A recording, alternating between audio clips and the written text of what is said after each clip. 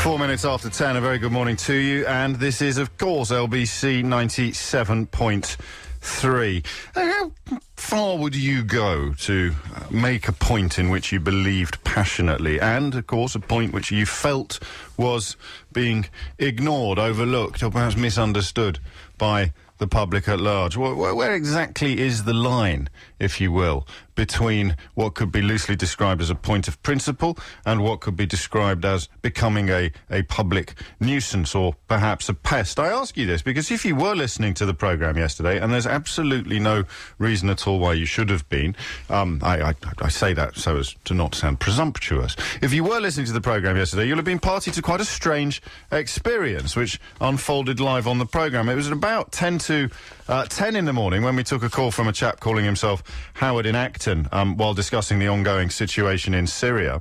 And about 90 minutes later, when the Leveson Inquiry at the Royal Courts of Justice was interrupted in rather spectacular, if rather polite fashion, by a filmmaker and long-time Iraq activist whose name it emerged was David Lawley Wakelin, you could have been forgiven for feeling a sense of deja vu. We did, although not with enough confidence to state certainly that the two characters were clearly linked. Let me show you what I mean. This is what you missed, perhaps, yesterday at about 10:50. We turn a blind eye, and this enormous blind eye we turn starts in our own back garden when we turned a blind eye to Blair getting paid off by JP Morgan just after 6 months after he left office for invading Iraq. Of course, at this point, I embarked upon a mild intervention to point out that this accusation had been refuted repeatedly by Tony Blair, and indeed he refuted it again yesterday, after this happened at about 12:30. Excuse me, this man should be arrested for war crimes. JP Morgan paid him off for the Iraq war. 3 months after we invaded Iraq, he held up the Iraq bank for $20 billion. He was then paid $6 million every year and still is from JP Morgan 6 months after he left office. The man is a war criminal. There's a slightly accelerated tone towards the end of that excerpt. Is explicable, if you haven't seen the footage, by the fact that a couple of security men were by that point sitting on David Lawley Wakelin, and it quickly emerged in the aftermath of yesterday's programme that it was indeed the same chap. Before we look more closely at this remarkable coincidence, let's just remind ourselves of the denial that Tony Blair issued immediately afterwards. A denial which he was under no compunction to make whatsoever, because as Lord Leveson reminded him, you don't actually have to respond to interventions by a bloke who appeared unexpectedly from behind a curtain a few moments previously. Can I just say, actually, on the record, what he said about Iraq and JP Morgan is completely and totally untrue. I've never had a discussion with them about that or any relationship between them.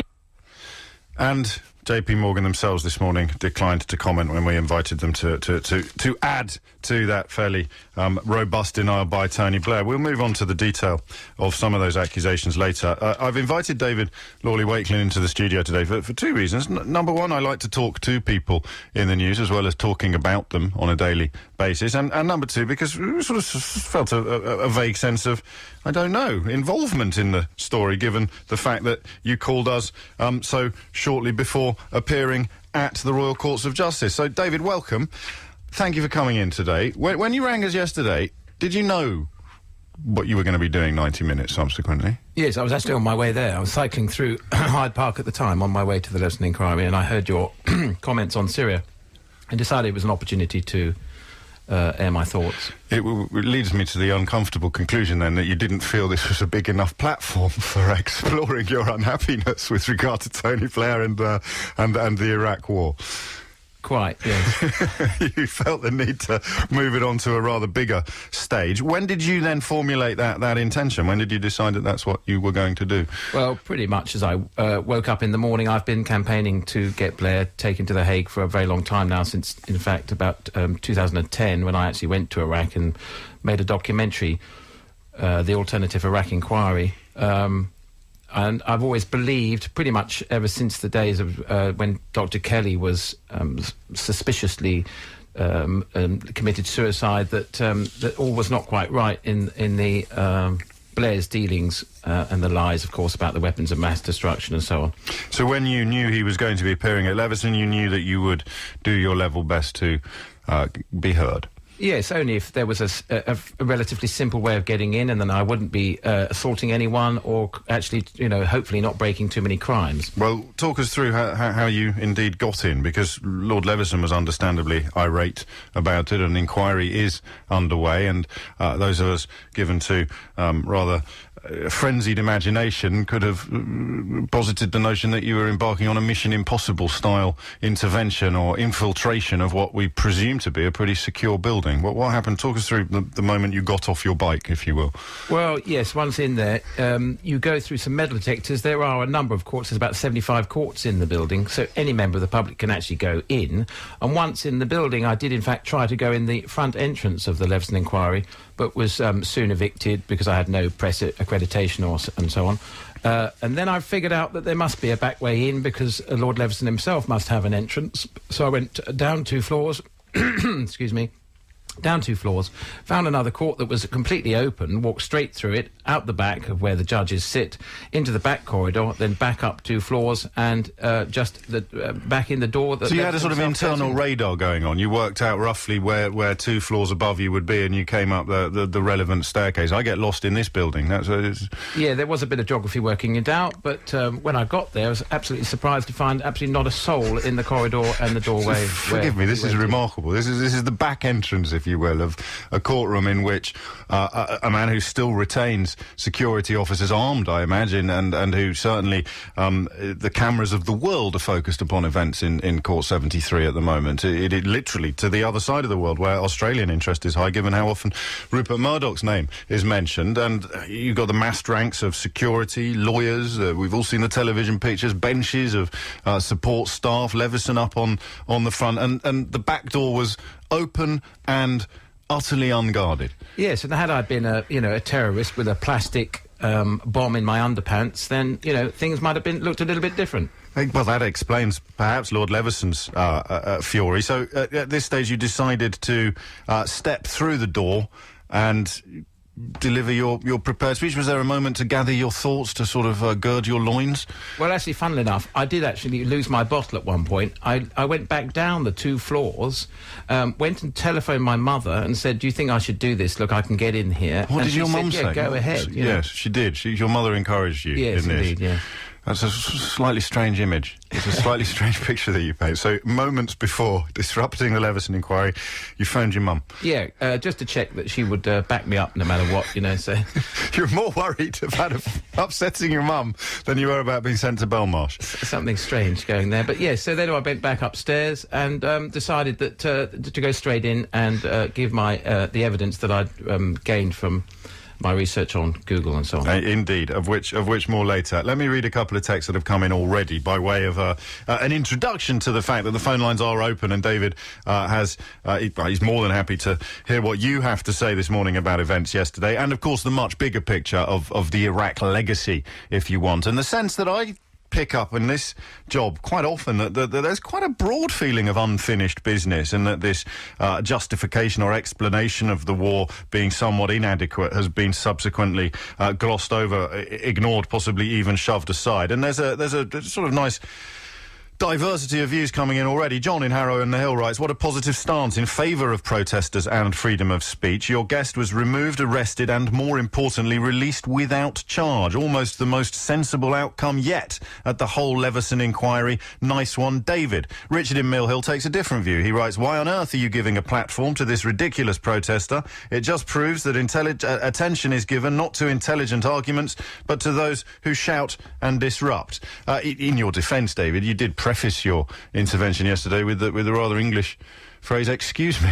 Yes, well, I wanted to just be polite and not create too much. I didn't want to assault anyone, for one thing. Well, I suppose politeness is in the eye of the beholder. "Excuse me, this man is a war criminal" covers both bases, doesn't it? I don't know how polite that would have struck Tony Blair as at the actual time. And phone lines are open, 0845 6060 973. I'm a little surprised so far, looking at my electronic media, by the tone of the massive majority of the communications coming in. Let me give you a flavour of that as well, David, just to settle you in. Mariam writes, hello, David, well done you. Teresa in Surrey writes, well done, David. Thank you, David, says June in Wimbledon. In demonstrating against Blair, you were speaking for me. It was a stomach-churning moment when he said he was thinking of returning to politics. Has the man no shame? So there is the question. I think we'll take it from June and put it before London. Was David speaking for you? Or was he an idiot, I beg your pardon, a ridiculous protester, as Richard in Mill Hill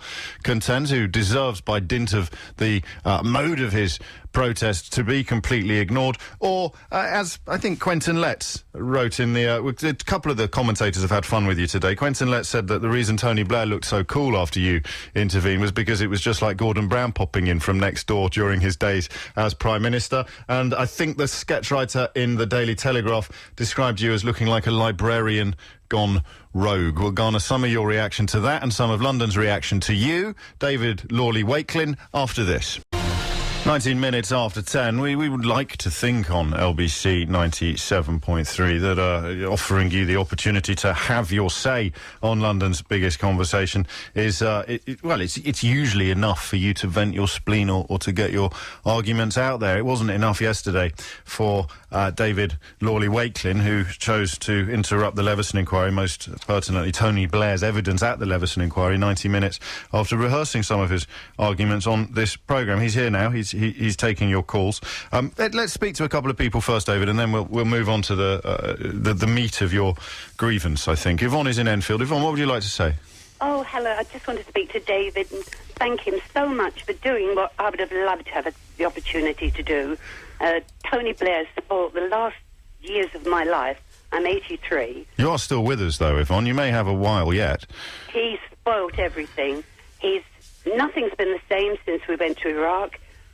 England was always loved everywhere in the world.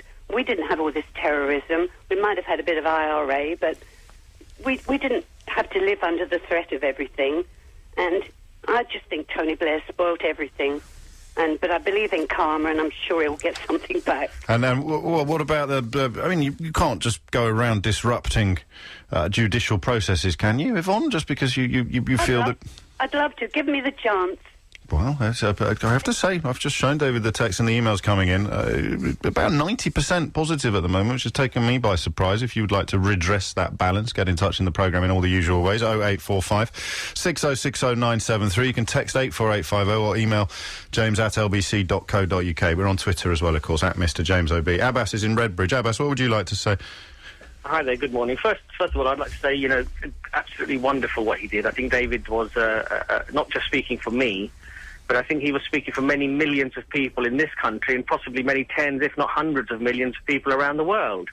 And it's astonishing that if I went and killed somebody thinking that they had a weapon that they possibly may have used against me, even if the idea was rather remote and rather distant, it would be regarded as cold-blooded murder, and I would be tried for that. Yeah. But if I get elected and I go and kill many hundreds of thousands, if not millions of innocent people, then somehow I'm vindicated of that because I'm an elected official. It's absolutely ludicrous, and we need to regress this type of, this type of activity, and we need to get these people to court and have them rightly accused and hopefully convicted of the murderous, rampage that they've gone around the world. Thanks, Abbas. Yeah, I think I'd just like to say on your point there, the fact is that Hans Blix, who was the UN's man, was actually still in Iraq at the time, just before the invasion. They pulled him out, and he was saying, look, there are no weapons of mass destruction.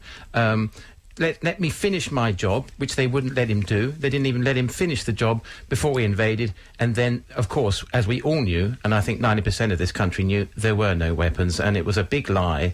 And then to find out later on that 3 months later, JP Morgan were shoring up the Iraq bank for $20 billion, which is in, the New York Times website, and then to find out later on, just 6 months after he left office, whilst the bombs were still going off, Tony Blair then gets $5 million a year from JP Morgan for, in inverted commas, advice. You can't prove a causal link, though, can you? I mean, this is where the allegation of criminality lies, but it's also where the evidence is entirely circumstantial for your position. Yes. circumstantial, true. But there's the J.P. Morgan, there's the Kuwait royal family, who are obviously hated Iraq and Saddam Hussein for the oil stealing, who gave Blair untold millions as a gift. There's UI Energy, who in 2007 were doing dealings with Blair as car bombs were killing hundreds of people at a time. He was doing a deal with UI Energy. I mean, as the insurgency continued in Iraq. Yes, indeed. So, what kind of Catholic man who stands up in a church and says that God is on his side and, all this kind of thing, is doing dealings with oil companies whilst people are being slaughtered? I'd like to ask the moral question then. Well, that is a moral question, but it's not a criminal one. Where does your accusation of criminality come from, David? Well, yes, but in any court of law, how much circumstantial evidence do we need, and how much, can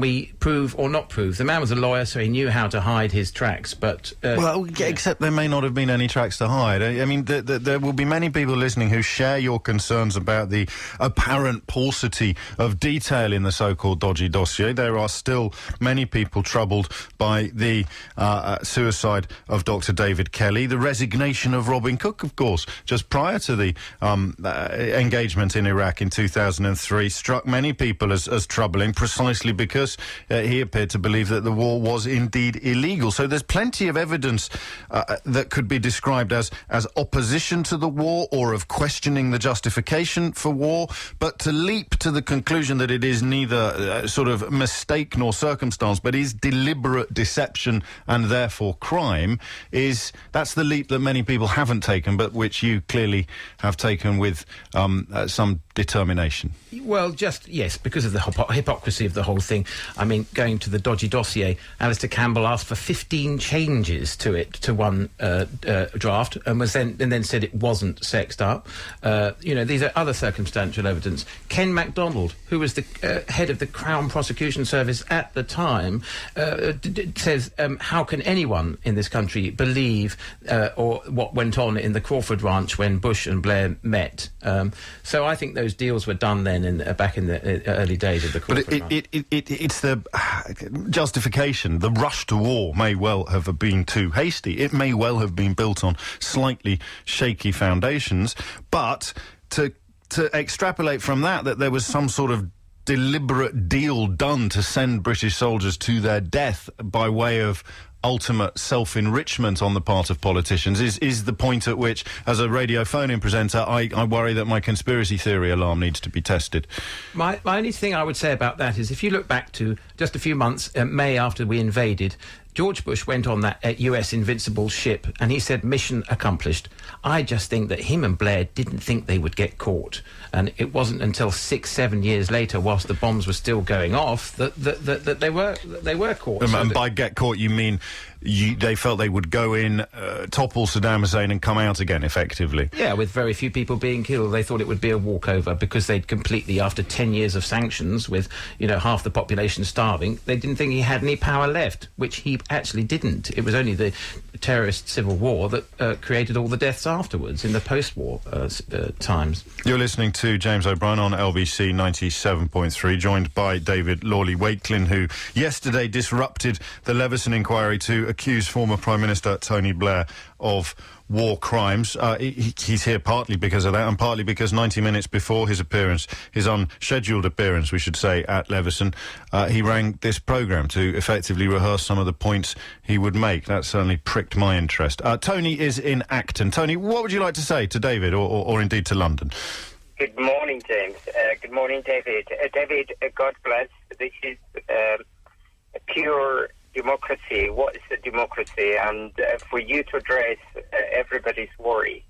In fact, it's not just only Tony Blair, it's George Bush as well. And these people, they need to answer. Tony Blair especially, why did he lie?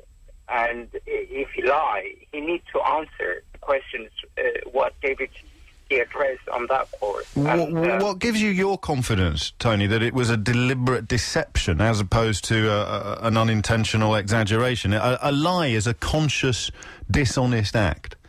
It is a dishonest act. I mean, he said Saddam Hussein, he can attack this country within I don't know, if I remember, within 48 hours, within certain distance, within certain time, and which completely, utterly wrong. And he was lying by saying he has what he never had, and they put somebody to do some sort of study about the country, and this man, he never been given the time to give his report. Yet Saddam Hussein and George Bush, they ignore the United Nations and to go to war and to make all this disaster to this country as well as the rest of the world. They need to answer those questions. Who are they after all? They can kill people, and they can come into, in democratic court and say, "Oh, I'm telling the truth," and he hold the Bible and say, "It's just." To be honest with you, David, what you've done, I'm so speechless. I was so happy. I was so, I was in a tear because somebody needs to be stand in front of this man and say, "Look, you've done wrong things, and you need to answer." And yet, the most of the media coverage this morning is at best sneering and at worst downright mocking. We'll respond, David. I'll ask you your response to what the media reaction has been. This is a flavour, I think, of what the public reaction might be. It's a self-selecting sample by definition, and if you feel that a perspective hasn't yet been heard, then all you have to do is provide it yourself in all the usual ways. David is with us until at least 11 o'clock, so 0845 6060 973 if you would like to perhaps take him to task or question some of his motives or conclusions. I'm James O'Brien. This is LBC 97.3. The time is 10:30. This is London's biggest conversation with James O'Brien. 33 minutes after 10, more of your calls to come. In the studio with me this morning is David Lawley Wakelin. You will have heard him perhaps on this programme yesterday. If you didn't, you will almost certainly have seen or heard of his exploits some 90 minutes later when he disrupted Tony Blair's evidence to the Leveson Inquiry, indeed accused Tony Blair of war crimes. Rob has emailed to say, "This bedwetter doesn't speak for me with his infantile conspiracy theories. He's a nerdish Michael Moore character playing to the fears of the politically illiterate." I'm not quite sure what the politically illiterate constituency would be, but I imagine Anne had it in mind when she sent this email reminding of Einstein's famous quote, "Unthinking respect for authority is the greatest enemy of truth." She adds from Renfrewshire, "Props to him," which I believe is a youth speak compliment these days, props. Impressed he rang his mum for validation and support beforehand. "We need millions more like him, actually prepared to stop talking and start doing. That's the only way, it appears, that we can reclaim our country. Democracy is failing us, thus we need to resort to these measures, surely."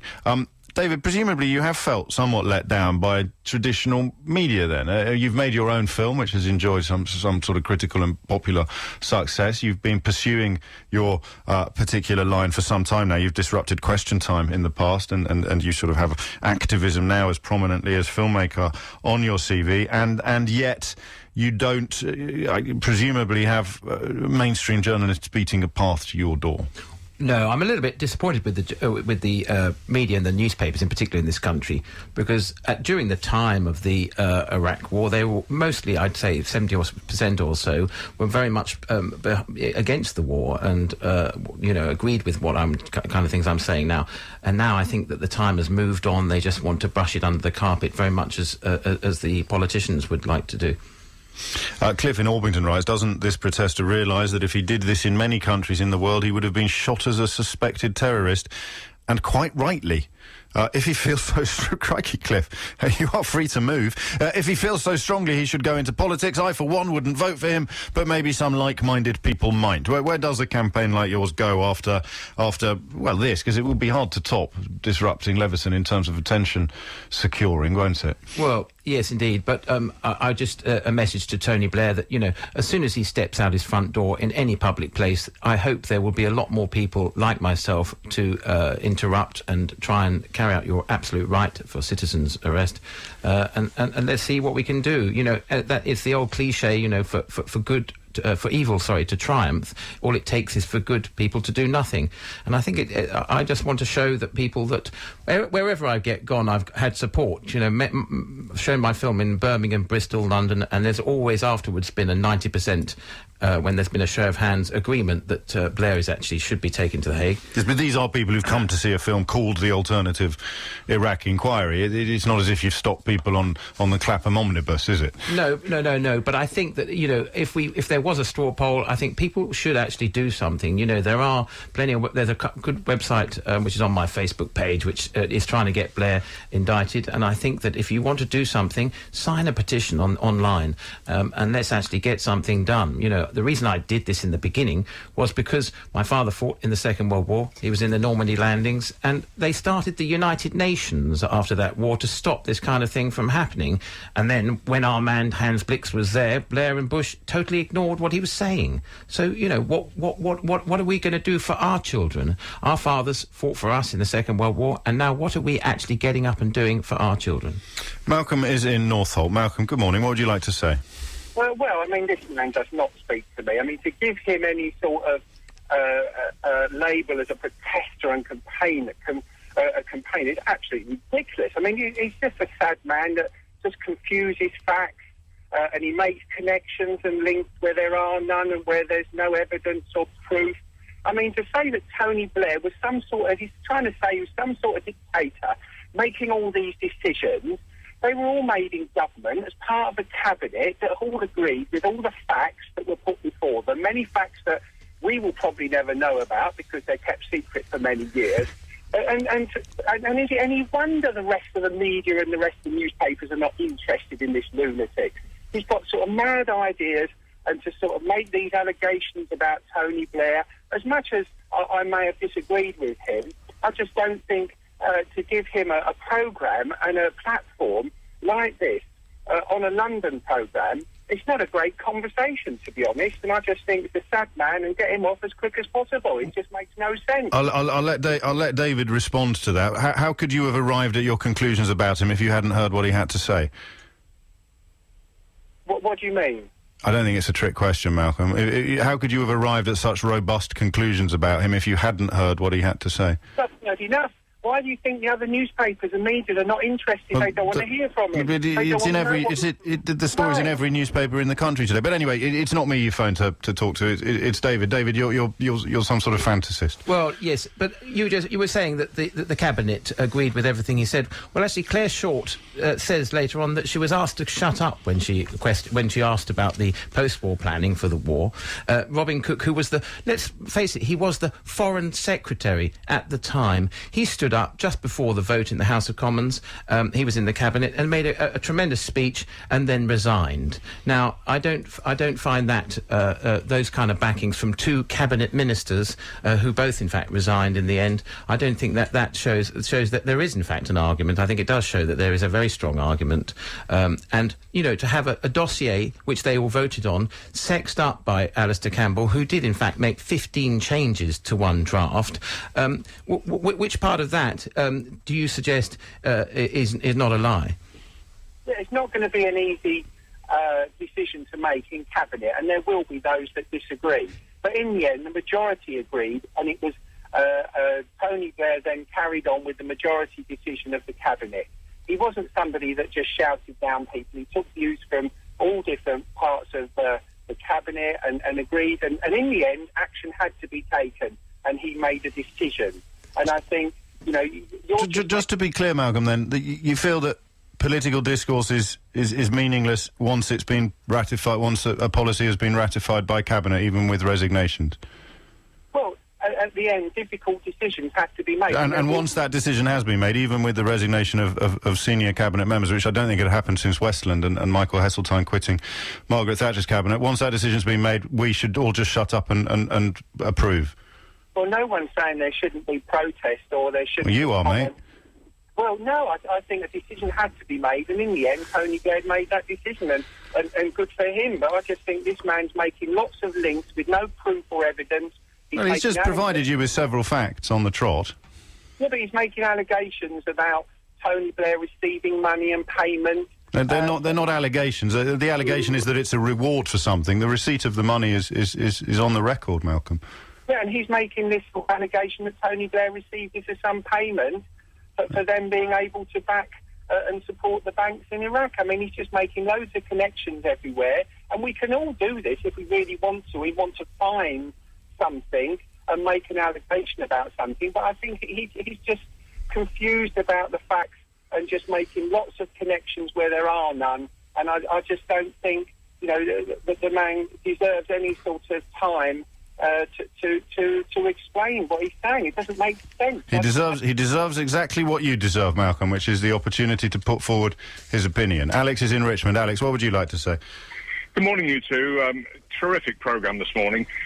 First of all, I'm sort of going back to the words of Matthew Paris at the early stage of the Iraq War, when he described Tony Blair as having mooned at the public. And he did this consistently. David has already used the word hypocrisy this morning. There's one thing that I'd like his view on. The Chilcot inquiry never revealed the truth about the dossier, but the person responsible for the dossier was a man called Starling, who was promoted, and this is the hypocrisy of Blair, he was actually promoted to the head of MI5, the Secret Service, post-Iraq War, and then, for God's sake, he was knighted. Sir John Starling. Yes, Scarlett. Is it Scarlett? Scarlett, is it? Sorry? Yeah. Yes.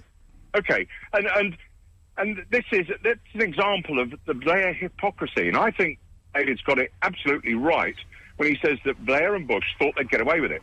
They thought this would be a very quick war, crash bang wallop, in and out, we'll get the result, and that'll be that. And of course it just didn't happen that way. Yes. And that's the bit where the fences go up afterwards, when people have to start struggling and finding reasons and finding excuses for what they did because they got caught out. No, you're absolutely right. That's exactly how I saw it, and I think that I point out John Scarlett's promotion. He wrote the dodgy dossier. He was asked to change it 15 times by Alistair Campbell in one draft, and then straight afterwards, as you say, promoted to the head of MI5. It does once again smack of corruption, or allegedly, but. Thank you for your support. I'm not sure that inserting that allegedly in a mildly contemptuous fashion insulates either of us from the accusation of libel. It doesn't smack of corruption. All that it smacks of is a draft being sent back and revised. That's all that you can state with confidence and legal impunity.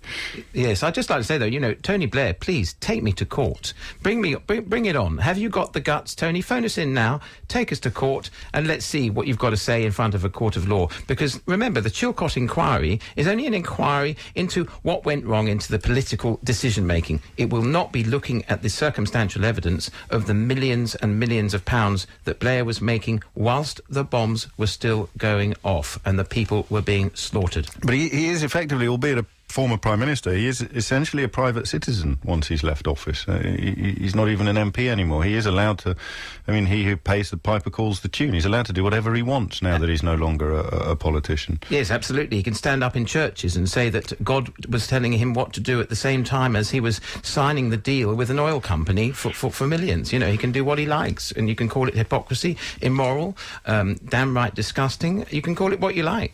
You could call it a career. Yes. Freedom, commercial freedom. Let me read a few texts by way of a summation of what's gone on so far. Why is David getting airtime to preach his rubbish, saying Blair sent people to get killed for money? He should be taken to court for slander. That's Bob in Streatham. Ed, meanwhile, writes, I support David, a lot of guts, and he showed how vulnerable they were. Hamish writes, David deserves a medal or the Nobel Peace Prize. There has never been any real democracy in this country. The establishment controls what happens from behind the scenes. And Joe in Cheshire writes, I will bet that jerk David is a lefty. It's 10:45. 12 minutes to 11. This is LBC 97.3. Ken's emailed to say, James, your guest and some callers show that the conspiracy mythology has permeated our popular culture and distorted the debate about the Iraq war. He goes on to express an essentially left-wing political perspective, but adds, the war criminal accusation alienates me and makes me feel that this view is infantile and based on prejudice. If you're just joining us, that is addressed partly to me, but mostly to my guest this hour, David Lawley Wakelin, the filmmaker and activist who yesterday disrupted Tony Blair's evidence to the Leveson Inquiry. And in a sense, David, we keep coming back to that, the difference between grievances about the path to war, the justification for war, the dossier, the dissenting voices that disappeared or were ignored, and the leap from there to an accusation of culpability, of deliberate criminality. It's a leap that will always have to be taken on trust, isn't it? Absolutely. I just think that when you add up all the different things, you've got the dodgy dossier that was sexed up. You've got the fact that he sent Lord Goldsmith over to America to have his advice that the war was illegal changed, and he came back agreeing with Blair. You have that. You have the fact that he made millions afterwards. It's not...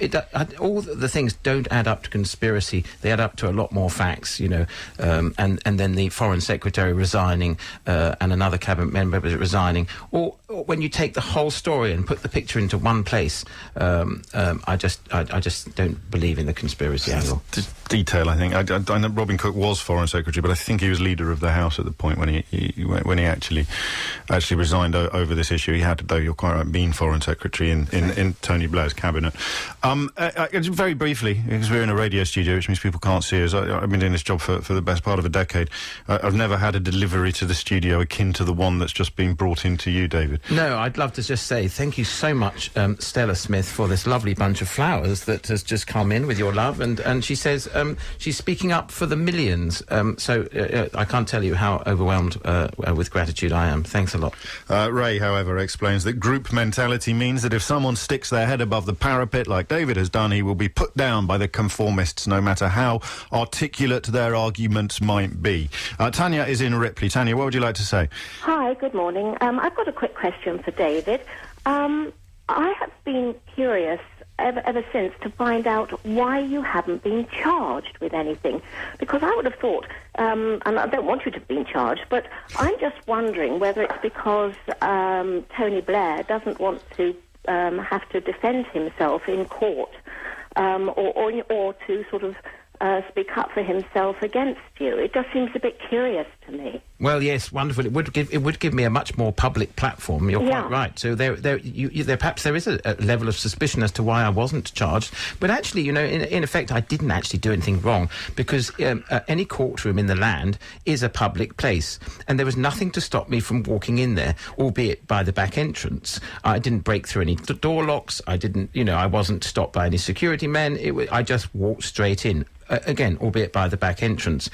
There is a mention in the Telegraph that perhaps I could be done for contempt of court, but let's saying my prayers now that I'm not. But I think you might have a good point. Perhaps Tony Blair wouldn't like to be called to the witness stand in a magistrate's court down in Horseferry Road or somewhere. Well, that was my immediate reaction. It just all seemed a bit strange. It was so quick.